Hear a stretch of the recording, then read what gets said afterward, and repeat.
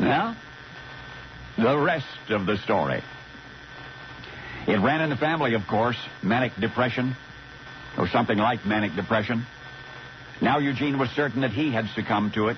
The highs, well, if only they'd last indefinitely, but naturally they didn't. In fact, they were inevitably followed by lows so low that Eugene feared the worst, that he was having a nervous breakdown.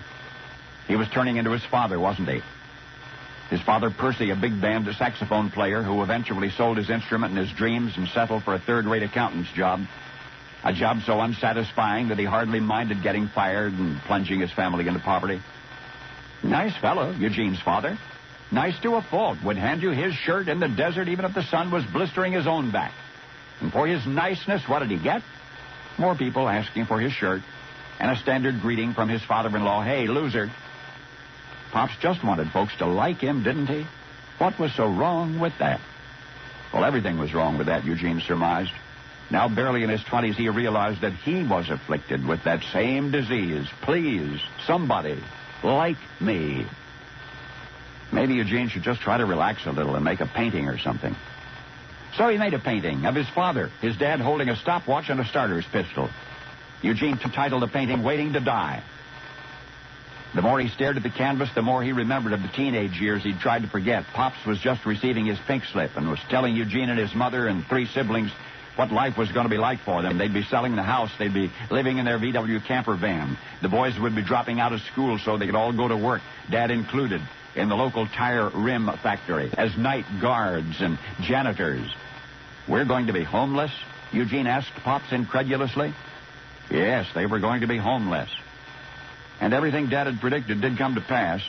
Slowly, relentlessly, the anger grew inside 13-year-old Eugene. Anger so intense that in the months that went by, he and his brother John sometimes got drunk on beer and went out on sprees of vandalism. That is, when they were not pushing those electric sweepers down the aisles of the tire rim factory. Suddenly, Eugene jolted from his dark reverie, still staring at the painting that he had once completed. His eyes drifted to the starter's pistol in his father's hand, but it wasn't a starter's pistol at all. It was a loaded gun, and his father in the painting was preparing to commit suicide. One way or another, Eugene decided this was not going to happen to him. Whatever it took, he would leave the painful memories of living in a camper van in Newmarket, Ontario, where they were in the past. And love Pops though he did, and always would, he would never, ever become his father.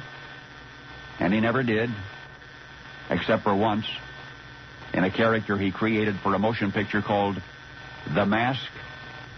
A mild-mannered, ineffectual daydreamer named Stanley Ipkiss, based on Eugene's real-life father. Until this moment, I think you never knew the desperate young man haunted by recollections of homelessness and so certain that he was losing his mind. But you have seen his nervous breakdowns, if only on the movie screen. The incomparable, overwhelming, over-the-top art of James Eugene Carrey. Jim Carrey? That's right, the comedian, Jim Carrey. Only now you know the rest of the story.